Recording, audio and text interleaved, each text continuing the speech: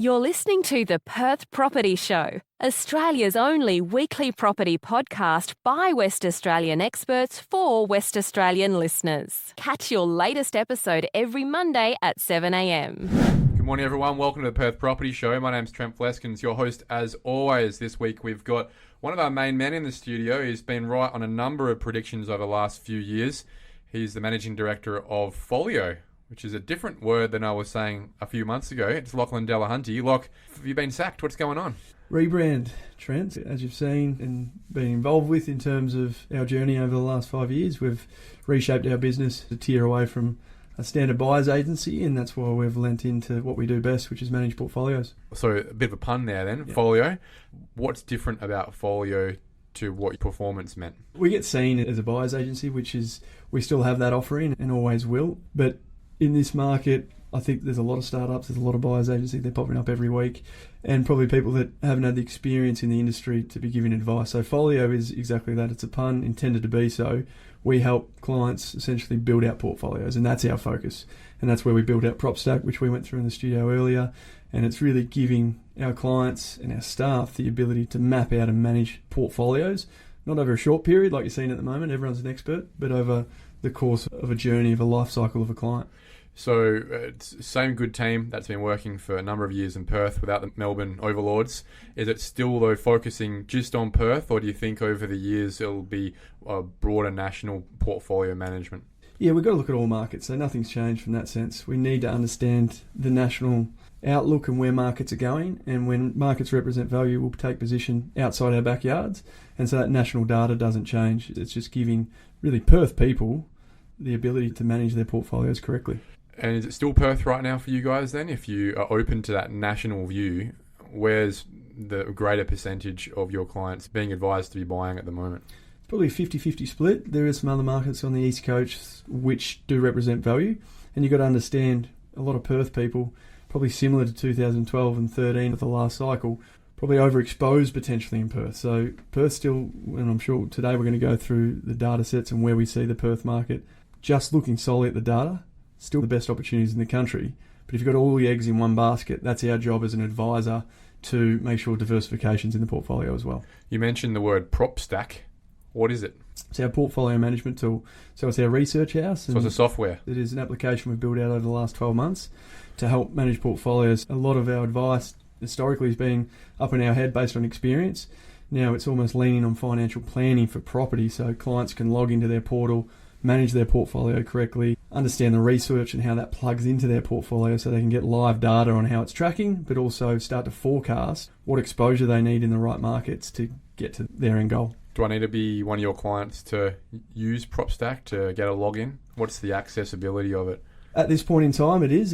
And like I said, we've developed over the last 12 months and working with our current client base. The plan is over the next 12 months is to bring a version that the public can start to use this. I reckon that'd be a great idea. A free version that people can just get their head around, especially West Australians. This podcast, this community of ours is about empowering Western Australians, right? So I think if there was a light version, maybe it just allowed people to look after what they already had and get some basic data. But then you could have the pro version when you're actually a client of Follio as well. I think that would be a really good tool just to help the community. And that's exactly what we want to do. And that's why you do the podcast, right? You can't help everyone on an individual basis, but by doing this show, you empower people. And that's where I want to get to. So a light version that gives you the tools and some of the research to make informed decisions. Because there's a lot of noise out there at the moment, Trent. There's a lot of podcasts, there's a lot of social media, and I think there's a lot of misdirection and a lot of information overload on people really just pushing product that they want to push, which may not be the right thing for an individual circumstances. I appreciate you helping out and being a part of the original property podcast in Western Australia, and it's one that hopefully people listen to for years to come to get that source of knowledge. Let's talk about some of those predictions you've made, because we've got a bit of a hook. I want people listening to the end of this episode, like they normally do, but we want you to stay and listen to what Lockie's prediction will be for the next 12 months. But to validate that, we've realised, looking back over the last few episodes, you've been pretty much spot on your last 3 years of predictions. Run us through them. Bit of a flex. I made a very bold prediction and actually had a bet with you that Perth would do north of 20% in 2024, and it did. So that was a bold prediction. And this year, called north of 10% again, double-digit growth, which after the slow start that we've seen in the first 2 quarters of 2025, it looked like I was going to be off track. But clearly now looking at the data analytics, we're going to do double-digit growth for 2025. I never questioned that the outcome for this 12 months is going to be double digits. And it's easy for me to say in hindsight, but it was obvious to, I think, a lot of people that first 4 or 5 months of the year was going to be fraught with noise and therefore with stagnation. Uncertainty. Not in the fundamentals, because the fundamentals were tightening on a weekly, literally every single week they were tightening from Christmas and still have to today being a record low number of properties on the market and constant demand. But the outcomes in terms of price weren't really moving because of all that noise from the 2 elections we had to go through, but also the tariff noise and uncertainty that came into that first quarter of this year. It was obvious to me that this second half of this year, and it's only really been the last couple of months already, that most of this growth has already started to come through that we predicted. It may be quite a bit more than 10% given what's been happening I'd say the last 6 weeks, to be frank. Yeah, the tailwinds that support the market at the moment. You've had a couple of rate cuts, which is positive sentiment, and now I've got this first home buyer scheme kicking off in October 1, which is really going to put the market on steroids. So I agree. I think we can see well north of double digit as we close out this year. But you're going to give us a number at the end. I'll give you the number, and I'll give you the best opportunity I see currently in the Perth market. All right, let's dive into some strategies. People will be listening to this thinking, all right, thanks, boys. You're all right. That's nice. But how does that help me? Strategy is a huge part of it, and I think that's what we now do at Follio. And while we started the business, is there is a lot of noise, and everyone's an expert at the moment, Trent. You go to your barber and he's telling you where to invest. I get concerned, and there's a lot of investors in the market that don't have any strategies in place. Our job, we talk through various strategies, and typically there's 6 or 7 common strategies that investors follow. But an easy one that we talk to our clients, we're seeing a lot of debt reduction strategies in play at the moment. What does that mean? Debt reduction strategy, perfect example is my brother. He lives in Geelong in Victoria. He has taken on a lot of debt in the short term. He's close to $1 million of debt on his primary place of residence. We took him to Perth 5 or 6 years ago and bought him a couple of investment properties. He's then carried that debt with the goal to own his primary place of residence debt-free. Because for me, Trent, if you own your primary place of residence and you're happy in that home, debt-free, that's a huge milestone in life, right? Once you've ticked that box, if you don't do anything else... That's the goal for most people, really. Yeah, it's financial freedom. So most people are spending 25 to 30 years paying off their primary place of residence because they've gone out and taken a big home loan, and then they're a slave to their job and to their mortgage for the next 30 years. Okay, so this is one of the reasons I guess people would be planning to take on that perceived risk. The debt reduction strategy, simply, this is my goal. I'm not doing it to be the richest guy in the world. I'm not doing it to have 50 properties. I'm not doing it to brag. I'm literally going in a roundabout way of making that fairly risk-averse pathway of simply just owning my own home one day without a mortgage. I'm taking on more debt than I thought I would to reduce the debt in the end on the one house. Yeah, exactly. So in that scenario I was talking about with my brother earlier, his goal is to be debt-free. So we come to Perth, and there's good debt and bad debt, right? So our investment debt, our strategy is to get clients to pay off their primary place of residence in 6 years. That's our goal. And for Josh, it was 6. We're able to achieve it pretty well in 5. And the way we'll be able to do that, yes, you have to take on more debt in the short term, but the goal is not to carry that forever. And by buying an asset at that time, we took another position in Adelaide and we bought one in Perth. We've been able to sell those assets down in that 5-year window and pretty much knock off that $1 million of debt. So he can sit there comfortably with very little debt. I still think he's got $100,000 on his home loan. That's very comfortable. And yes, it was short-term pain. He was very leveraged for that 5-year period of holding. But instead of waiting 35 years or 30 years to pay off that debt, we're able to do that in 6. And then for him, in that scenario, that was the strategy. There's nothing else that needs to be done. And job done. And if there's anything else, anything beyond that is a bonus. But at this point in time, he goes, what's next? I said, Josh, nothing. How about breathe. Breathe. You've got 3 kids. They're now going to go through school. There's going to be school fees. You can enjoy holidays. He's done 2 overseas trips this year with his family for the first time in 4 years. That stuff's special. So the game isn't always get rich and conquer the world. Yeah. How about we just knock off the debt? So debt reduction is, I'd say 30-40% of our client meetings, we're focused on reducing their primary place of mortgage. And typically they come to me when they've taken on too much debt on their home, and it might make up, so we use percentages, right? Ideally your home is about 3 to no more than 3.5 times your income. Because banks will give you about 5 to 6 times debt to income. We want your home to be ideally less than 3. Most people aren't at that for the first good 10 years of their home ownership journey. I know, they go out there and they want to get this lifestyle home to be able to show off and entertain, but if you delay gratification and put your investment hat on first and foremost and build towards that dream home, it's a mature way to do it. And I think a lot of people miss that. They go out there and they want to buy that dream home day one, and they go out and put 5 times debt to income on that home, and then they become a slave to that mortgage. So having and it those hamstrings them from any of the more productive things they could be doing with debt as well, doesn't it? Absolutely, because typically most homes that people buy isn't the best investment solution for them. It's an emotional tie. Of course it is. Even mine, to be frank, there's far better investments I could have made, but at some point in time you've got to smell those roses and you've got to make a decision about where your home for your family needs to be, and that is really a cashing in situation rather than what is the investment I can make the most money on, which is often counterintuitive to logic in some ways, because it is the one tax-free investment that you're making where you really could be making the most money out of that investment as well. And hopefully one turns into the other one day. But I guess for a lot of people, you either have just the house based on your debt position, and well done, and you've got the best outcome there with regards to your tax position, or it's investment and hopefully it's paying down the mortgage on the family home or facilitating a larger buy on the family home one day.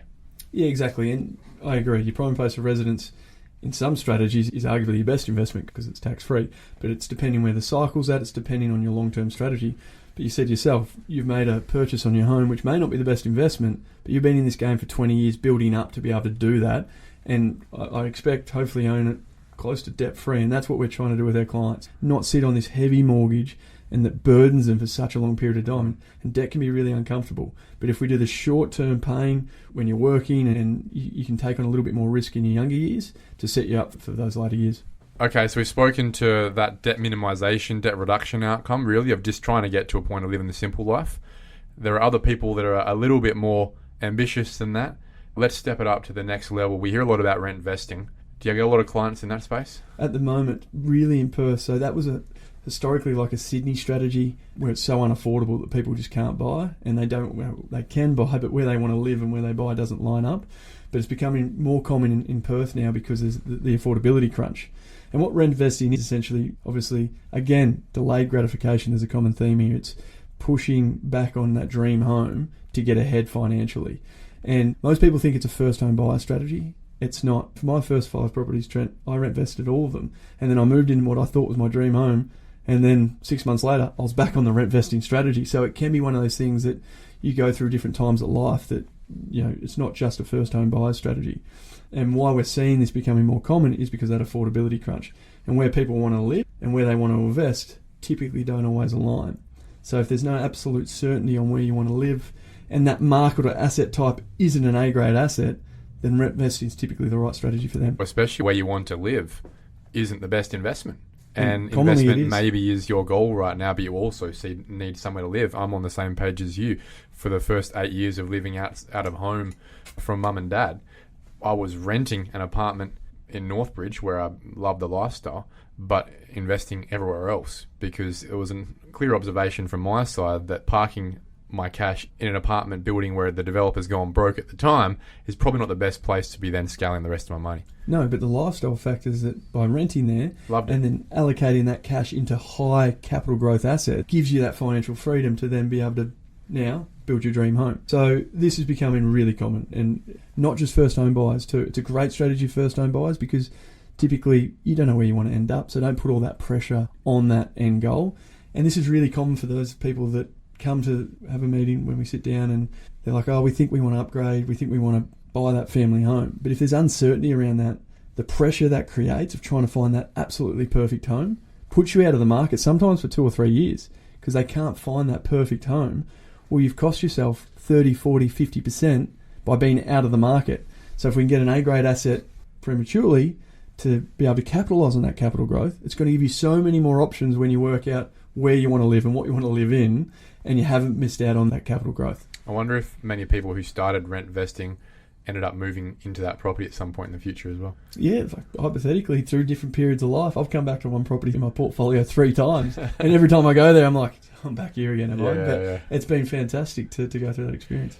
Some people focus on something which, to be frank, isn't a huge priority for me, and that's cash flow investing. You get a lot of To be fair, like a lot of spruikers who push cash flow investing, who say, hey, the yield 6% in this suburb, and we're talking about a property that may make $5,000 a year after all costs. I don't see that as being the strategy most people should focus on. I think capital gains, capital growth is what we should be focusing on, or to a further extent, one we probably talk about next is manufacturing wealth through developments. But it can be part of the strategy. At some point, that's the thing holding people back, is that they need more cash flow. It's important, and I'm 100% echo your thoughts, and that's where we really align, is capital growth's always got to be at the forefront, otherwise don't invest. But what you'll find is, and you see it with the banks, cash flow becomes critical to build out a portfolio. It's fine if you're only buying one, maybe two assets, but when you're trying to expand to 3, 4 and 5, your serviceability is essentially your opportunity cost, right? The noose tightens. It does. So certainly, at least, it might not be your first asset, but asset 2 or asset 3, you need to start to get a blend of cash flow. And there's different strategies for this. Again, there's a lot of noise and spruikers going to different markets and different asset types. But for us, it's looking at basic level strategies, medium level strategies, and more advanced. And that's just looking at slightly different asset types. And it's not necessarily going and buying a high-rise apartment building in East Perth where you're probably going to get 6% returns. It might be looking at villa units that have been underperforming in the last 5 or 6 years, but they've had really good rental returns. You're still getting some land component, but you can convert that 2x1 into a 3x1 villa and still get a 4.5 to 5% cash flow. Or a medium strategy is looking at, what's the word? Dual occupancy? Not dual occupancy, I hate that. Multiple occupancy. Yeah, I think, yeah.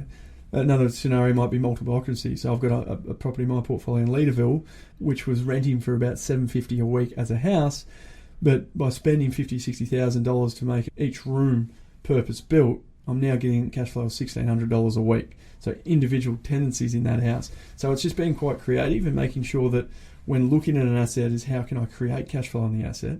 New build strategies is another one that's talked about a lot, and there's some real positives in that space, but there's also some real negatives. It can be a dangerous space. Like new builds has its benefits of having an asset that is depreciable, an asset that would have higher rents because there's a high proportion of the value being house, but it's fraught with danger in that the industry is full of spruikers that are slapping on $50,000, $60,000 of hidden fees in the cost of the build as well, so you're not getting all the value that you'd like to compared to an established property too. Exactly. What about Airbnb? I know it's a little bit of a niche side of things, but if you think about cash flow, it doesn't really get any better than Airbnb on a passive rental, right? I think what's important, so going back to that first point there on the new build stuff, that is, it's fraught with danger, and a real fad at the moment is these dual key properties. Warning to anyone listening, anything that's so purpose built, like a dual key or NDIS, we've seen that, is really dangerous because you've got to think about your exit strategy when you sell these things. You're niche to the market. You're very niche. You only can appeal to investors. Anything we buy,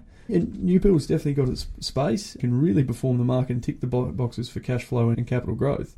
But make sure you got your exit value in mind. Are you going to be selling? How can you sell this property to an own occupier? So in that scenario, when people come to me and say, I'm going to build dual key, I said, scrap that. Look at multiple occupancy where you've got a 4-bedroom home with 4 en-suites. You can still sell that property to an own occupier. But Airbnb, look, it's got its place, and at the moment it's really topical. But when you take away all the fees, because management fees on a residential house is typically sub 10%, when you look at Airbnb, you're paying sometimes 20-25% in management fees. So it's excessive. So the gross returns are really healthy, but your net returns don't always outweigh the cost benefit of actually going through and having that foot traffic. You can imagine that the damage that gets caused of an Airbnb versus a standard tenant. So it's case by case, but I find on our portfolios that we assess, it would be only relevant to 2 or 3% of that portfolio. It's like Darwin, right? Gross yields are 6.5-7%. But once you take in the insurances, because they're significant high, almost double. Cyclone risk. Exactly. Yep. Your returns are down into the 3s. Nothing's ever as good as what it seems. The last strategy we haven't covered, we mentioned it before, is the value add strategy. Now, that's not just where I spent all of my 20s, subdivision and development. It's also renos as well. Value add, yeah. What's hot right now? What's not working right now? We love development, Trent. That's where we've got a common interest. But at the moment, you find those that are just solely bent on finding these retained subs, which we've talked about, or development opportunities, are getting priced out of the market because they can't find them, and they're waiting 3, 6, 9, 12 months, and they've missed out on hidden gems through those renovation opportunities. So I think being a bit more open to that value add strategy, not trying to pigeonhole yourself, means you're not missing out on capital uplift. There's a great example of a property we bought 4 months ago in Scarborough for 450k. We've spent 50k on the renovation, and that's probably going to be worth somewhere between 7 to 750 when it's finished. All done, said and done in about 6 months, a couple $100,000 in uplift. To try to go out in the market and find a retained sub where we're competing with builders and other developers, they're almost going in losing margin on the development because they can make their margin up on the build. So value add strategy is a huge part of our portfolios, and like I said, diversification is key. So having a combination of some of these strategies, it might be 2 or 3 assets that are focused on cash flow and 2 that are focused on value add. Having a blend typically works quite well. You don't necessarily have to be set on one individual strategy. But I certainly think if you were buying in the Perth market right now, pigeonholing yourself is dangerous because it's going to cost you time in the market, and time in the market when it's doing 1.5, sometimes 2, sometimes some markets we're seeing at the moment 3% growth a month. It becomes expensive to be out of the market. And that's really insightful comments. It's one that I've taken on over the years, and as I said, I've spent my first 10 years just stuck in the subdivision space, subdividing small infill spaces, developing triplexes. It became my thing. But when the market did start to move to a point where I didn't see enough of return for the risk, which is probably 3 or 4 years ago now, I did start to diversify. And whilst I'm not diversified on a location basis, everything's in Western Australia, I like to diversify on a segment basis. So at any point in time, we have the competencies to be in large format land, in large format commercial, in childcare, in industrial, and in infill. And therefore, there's opportunities every day for those developers or investors who aren't able to risk mitigate and do feasibilities on any of those strategies. They're missing out on their opportunity to diversify in markets that are as volatile as they are today. Yeah, I think people underestimate that diversification isn't just a location basis, and that's where there's a bit of myth to that. It's asset type and quality as well. So it's not just being diversified across broader markets, but it's actually asset types, and I think that's really important. And a huge part of the strategy when we're speaking to clients is trying to get that diversification, because different asset types and different segments of the market, residential, commercial, etc., will go on different runs at different periods of time. Now, we've got those juices flowing, I think, about why we're developing it. There's a lot of reasons, a lot of strategies, a lot of end goals as to why people would take on the risk of doing something that they're otherwise comfortable in life not doing for the most part. They want a better life for themselves, so they're taking risks based on their risk profile and based on the capital they've got, the cash flow they've got. But then it's a case of, what's our exit strategy look like?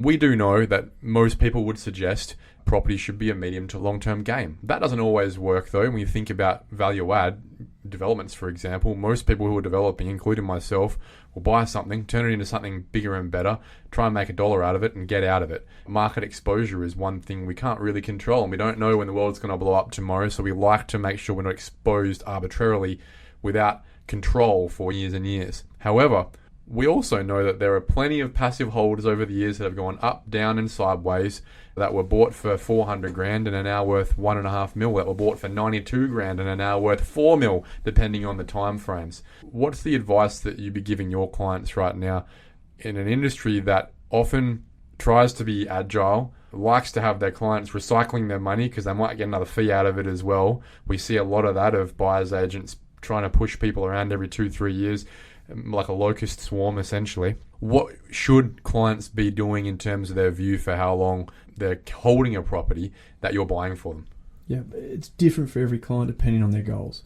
And that's where the conversation nearly starts. And I think what's missed with a lot of buyers agency, they're there to clamp a ticket. You tell them, I want something, and they say, yeah, absolutely, we can do it. Whether it's the right or wrong thing. Yeah, I'll take you 20 grand. Yeah, no problems at all. Where do you want to buy? Okay, we can do it. And that's what a buyer's agent does, right? That's technically their job, is to find them a property, which is fine. And we're okay with that in terms of that's what a buyer's agent service can be in the market. What we do very differently is that portfolio development, and that's really strategic advice, almost financial planning for property. And that's when you're looking at goals. Every single client we meet will have a slightly different strategy. And so in terms of how long they should be holding those properties, it really depends on their strategy. So starting at, where do you want to be? Where do you want to live? What sort of passive income do you want at retirement? You're really got to start with the end goal in mind. And it does change, and that's fine. But if you've got no plan or direction, you're just out there on a whim. And how do you know if you're progressing close to that goal or not? You don't. You're just buying properties for the sake of buying properties. And in 2025, when there's so much information out there, you're exposed potentially to markets or asset types that you shouldn't be. So yes, we do believe in holding property long term, but that is also, it's an older mentality as well, because Trent, your debt and your ability to take on debt is your opportunity cost. And once you hit your serviceability buffers and you're capped out, for most people, there's no more levers they can pull to gain more debt to get better exposure. So that's what we look at. We look at assets, the portfolio as the opportunity cost, and your debt is a function of that. So in client scenarios where they've got a lot of B and C grade stock in their portfolio that's not in the right markets, there is a chance to replace that with better quality that's going to give them more capital uplift. So I am a believer in holding long term when you've got A grade quality assets. But if you're with B and C, sometimes D grade assets, there is an argument to suggest replacing them with better quality assets. I remember doing one of my first developments. I was 23 years old. It was my first triplex, actually. I'd done a corner lot triplex build in Thornley.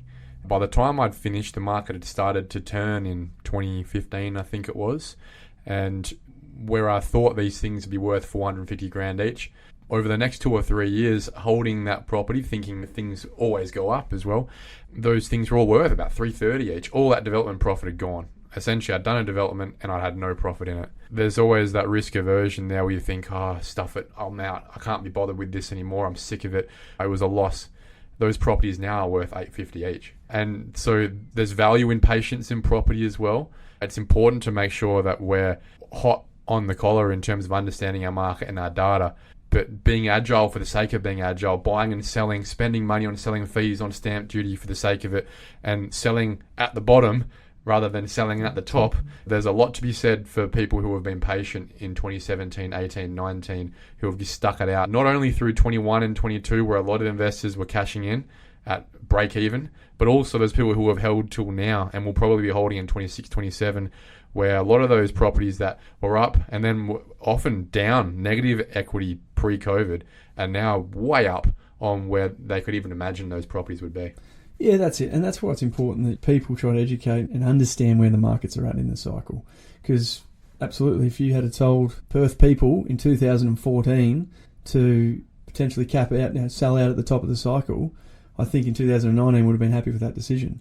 But those same people that sold in 2019 would be now kicking themselves that they did. Yeah. So property cycles are exactly that. They're cycles. There's growth phases, there's stagnation phases, and sometimes there's negative growth phases where property markets come down. So that's why we've got to play the markets. We do. We need to understand them in depth. And that's why 50% of my week, Trent, is dialed in the data to understand the markets. And that's why we need to know this so we can give our clients the most informed advice that we can. We've been talking about a lot of the why and the how today. Let's talk about a bit of the what. Yep. What do you think about Perth at the moment? How's it stacking up whilst looking at that data? We know that Perth's on a run again. We know, however, that most of Australia is on a run at the moment. And we also know a lot of the Melbourne locust herders have pushed people back to Melbourne over the last 6 months. And despite that, Perth's having another run. Where do you sit right now on the where and the what, really more specifically? We're getting to the crunch now of people hanging around and listening.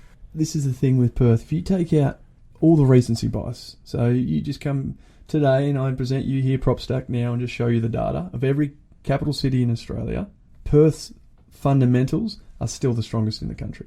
And that surprises people. So that's categorical. Without a doubt. Strongest in the country. In the country. So we look at that and people are like, well, what do you mean by that? We're looking at supply and demand and affordability indicators, right? And there's 40 odd different data sets. But it's hard to take away recency bias. Perth's now been running since about 2018, right? So people can't say it's got to slow down. I get that, 100%. I get caught up in recency bias as well. And sometimes when I see things, newspaper articles, lids off, I do get concerned. But the fundamentals of the data are strong. And affordability is the thing that's becoming problematic for Perth because everyone's like, so unaffordable, it can't continue to run. But like I said here on our PropStack data, Perth, in comparison to most, pretty much all capital cities in Australia and historically, is still one of the most affordable markets in Australia, which surprises people. You said historically. Can you give us some context about that? So what the affordability index measures, Trent, is the average wage consumed by the average mortgage. So this is households. Yeah, so the percentage of your wage that is paying into a mortgage. Correct. So in Perth currently, of households, 34% of their income is going off to pay off their mortgage. So what it looks at is interest rates, median house prices, and incomes. What about Sydney? Sydney, currently sitting at 57%. Jesus. Yeah. Now, where was it back in the boom for us? Yeah. So this is important because it's always good. What history tells us is the runway. Where does it get to in the Perth market before it becomes uncomfortable or before people can't afford it? Where you're collapsing on yourself. Yeah. And we got pretty well to 50%. Pretty much half of our wage here locally in Perth. We can tolerate half of our wage go into our mortgage before historically we've seen a correction in the market. So to give you context of where we are today, if interest rates stay the same, and there's an argument that suggests that they may continue to come off, and wage growth stayed the same, we would expect, with the economy as strong as it is, that wages will continue to rise. But those two variables stayed the same. Prices for houses, and this is our PropStack data, the runway for houses would have to rise another 62% growth before we got to that historical ceiling. So we're in the 1.2s, 1.3 spaces. 1.334. There you go. Which people say that will never happen. One thing I've learned in property, Trent, is never say never. At some point it always will happen. That's what I've learned. But also, we make more than people in Sydney. We play the same game as people in Sydney. We play by the same rules, and their median's already above 1.33. Exactly. And people 10 years ago would say that would never happen. But what's interesting, which will lead into the what, is have a guess what the runway is for units based on that historical data. And I'm not here to say that Perth's going to do 60% in the next 3 years. I'm not here to say... That's the fat. That's just the fat. That's the runway based on historical data. But what do you think it is for units? What we know is units haven't grown as strongly as houses. So I assume there's a bit more runway in there pending demand for units versus houses. Yep. So currently, for Perth to get its historical ceiling for unit prices, units would have to increase by 100%. So double to get to their historical ceiling. And again, we're not saying that's going to happen, but it shows you that runway of affordability that Perth people historically have capped out at. So there was a time where people were paying double for a mortgage on their unit versus their income back in the day. Absolutely. Yeah. Yep. So we've actually got quite a bit of space, which is quite ironic, isn't it?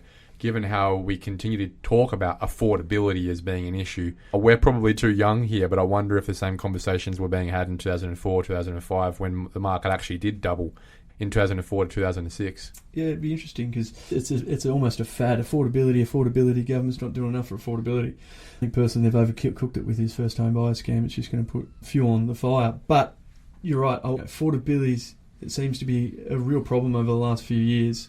But when we dial into the data, Perth is a fortunate state that their incomes are higher than the rest of the country, and our house prices now, for the first time, are comparable to the rest of the country. So we've come in from such a low base. So yes, that affordability myth is busted here in Perth. And then the other fundamentals, it's very been commentated that lowest stock levels currently in history. We've been underbuilding for a long period of time. The pipeline of land is so restricted, Trent, and the inability to bring on high density is limited due to building costs. So I don't know where that supply is going to come. So there's not a lot of competition coming for units. So that's your pick. Units is the what units for Perth going forward? And to get more specific, because I know you're going to put me on the spot, so I'm going to jump in front of you and say units between 650 and 700 is the sweet spot. That's very specific. The reason for that, the first home buyer scheme caps out at 850. So you want to see a run into that. I think that market is going to go on a serious rise over the next 12 months. So you want runway to 850. There's no point buying at 850 because that's already the cap. Well, you're capped out. So you're buying in, ideally sub 750, give yourself that 100,000 runway. If you can pick something up for 600, think a Scarborough Villa, Chewett Hill Villa, Yokine Villa unit where you can get it. It's going to be, because the first home scheme, you've talked about on the podcast about what it is. It's going to open up such a big portion of the market that have been sitting there waiting, trying to save for a deposit but can't. That's been the biggest barrier to entry. So you're going to open the floodgates to that sub 850 market here in Perth. So if I had $1 now before October 1, if we've got very limited time between now and then, Perth units will go on a run. Are we overlaying that with a reno as well? Absolutely. Value adds at the forefront where you can get an ugly duckling and go in there, and what other people are going to dismiss is, geez, that's a lot of work, or I don't want to get my hands dirty. Like I said, that opportunity we spoke about before is exactly what I'm advising clients. The difficult thing you're going to find is it's probably also going to overlay with the most competitive sub-market. So how do you buy that stock? And we're fortunate as a business, 70% of the stock we still buy is off-market, so we don't have to compete. But getting yourself in the position to be really clean on terms, it's going to give you a distinct advantage in this market. Last question. Where will the market be in 12 months? You've got it right 3 years in a row now. What's our prediction for the median house price growth this time next year? I'll make two predictions. The overall Perth market will do 15% in the next 12 months, and units will outperform houses. So units closer to 20. Could be. Big calls, Lock, but you've not been wrong in the last few years, and you've been pretty spot on, to be honest. So that data at PropStack must be working pretty well. Love to see a free version coming out. Just for your mate, Trent. Hold me to account. We'll chat to the developers and hopefully can have that to you guys. Stay tuned because we'll be definitely bringing a light version to the market in the next 12 months. Thanks, Lock. Cheers, Trent.